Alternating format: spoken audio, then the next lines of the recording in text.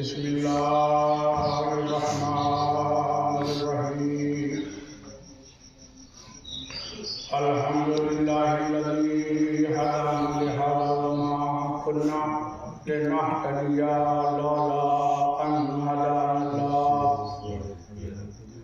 لقد جاءت رسل ربنا بالحق والصلاة والسلام والتحية الإكرام على سيد أصل ما في الوجود سر الله في كل موجود نقطة دائرة الوجود صاحب اللواء الحمد والمقام المحمود مولا ثقلين جد الحسن والحسين أبي القاسم اللهم صل على محمد وآل محمد وعلى آله الطيبين الطاهرين المعصومين أما بعد فقد قال أمير المؤمنين فزت برب الكعبة صلوات اللهم صل على محمد وآل محمد. احباب اعزاء، آپ اپنے امام کے تابوت میں شرکت کے لیے آئے ہیں. یہ وہ گلیم کا تابوت ہے کہ ابھی امام حیات ہیں، لیکن زخم کی کیفیت ایسی ہے کہ امام کو کمبل میں لپیٹ کر گھر لے جایا جا رہا ہے. عزاداروں کا مجمع ہے. عزاداروں، یہ 40 ہجری کا رمضان وہ رمضان تھا کہ مولا جب خطبہ دیتے تھے تو کبھی کبھی سوال کرتے تھے کہ بتاؤ رمضان میں کتنے دن باقی ہیں، اور لوگ جواب دیتے تھے مولا آج 18 رمضان. اس کے بعد مولا کہتے تھے بس تھوڑے سے دن باقی ہیں. کبھی امام سے کسی نے کہا کہ مولا اپنی داڑھی کو خضاب کر لیجیے، تو امام نے کہا ابھی یہ داڑھی تو علی کے خون سے خضاب ہوگی. یہی وہ رمضان ہے جس میں امام اپنے بیٹے حسن کو وصیتیں لکھا رہے ہیں.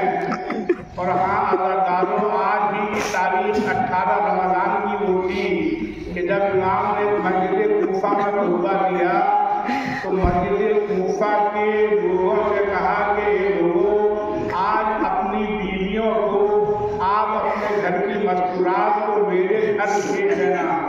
عزاداروں، حکم امام تھا.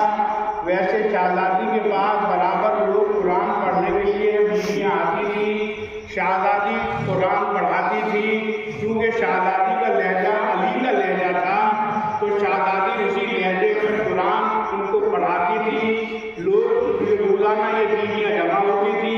کیونکہ آج امام نے اپنے خطبے میں بھی کہا کہ کوفے والوں اپنی بیویوں کو ہمارے گھر بھیج دینا. تمام کوفے کی بیویاں شام کو علی کے گھر جمع ہو گئیں. زینب نے سب کو درس قرآن دیا اور اس کے بعد ان بیویوں کو اپنے حجرے میں لے گئی اور جانے کے بعد حجرے کا دروازہ بند کر دیا. اور اب شہزادی زینب نے اپنے سر سے ردا کو ہٹایا، بالوں کو کھولا، کہا اے کوفے کی بیویوں، اس زینب کو اس عالم میں دیکھ لو. کبھی کل یہی زینب اس کوفے میں اس حالت سے گزرے تو یہ نہ کہنا کہ ہم نے تو زینب کو ردا میں دیکھا تھا، ہم نے زینب کو اس طرح سے کبھی نہیں دیکھا.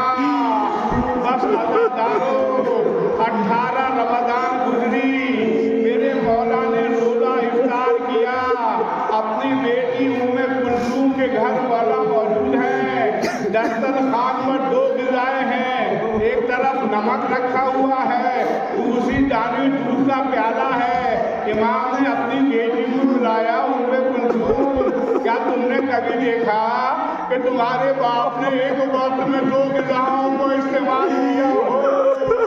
एक ग़िज़ा हटा लो, अदा डालो। बेटी ने चाहा कि नमक को दस्तरखान से हटा दिया जाए, लेकिन नहीं मातम डालो।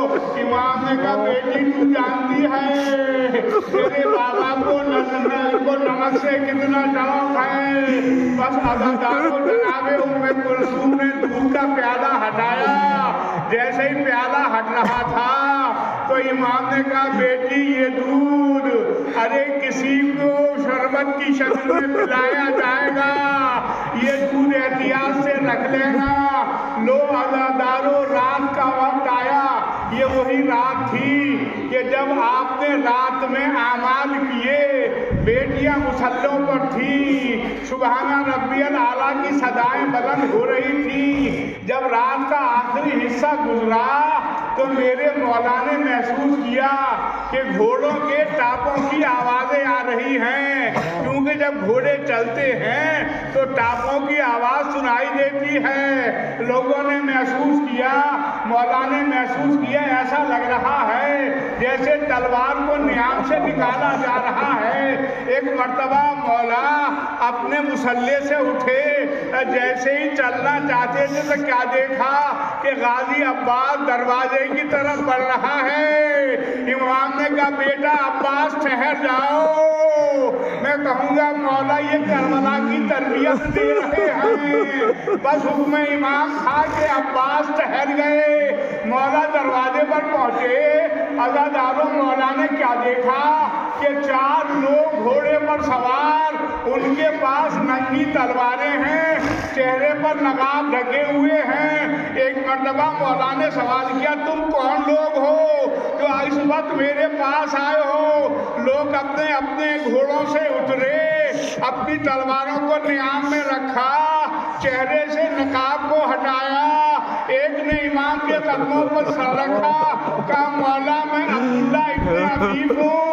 दूसरे ने कहा मौला मैं हुज़ैफ़ा यमानी हूँ। तीसरे ने कहा मौला मैं इब्राहिम बिन मालिक अशतर हूँ। इमाम ने कहा बे लोगों ये बताओ, ये रात का वक्त आराम का वक्त है, ये इबादत का वक्त है, ये शब कद्र का वक्त है। तुम रात की इबादत को छोड़कर, आराम को छोड़कर अपने इमाम के दरवाजे पर क्यों हैं? अगर चारों ने हाथों को जोड़ा, क्या मौला इस मर्तबा का रमजान अजीब व गरीब रमजान महसूस हो रहा है। क्या मौला कभी आप कहते हैं रमजान में कितने दिन बाकी हैं? मौला कभी आप हसन को वसीयतें लिखवाते हैं? मौला जब आपसे कहते हैं मौला अपनी जानी फिजा कीजिए, आप जवाब देते हैं ये जानियां वली के खून में फिजा होगी। मौला हालात नाशोब हैं, हमें डर है कि हमारे वक्त के इमाम को कोई गलत न पहुंचे।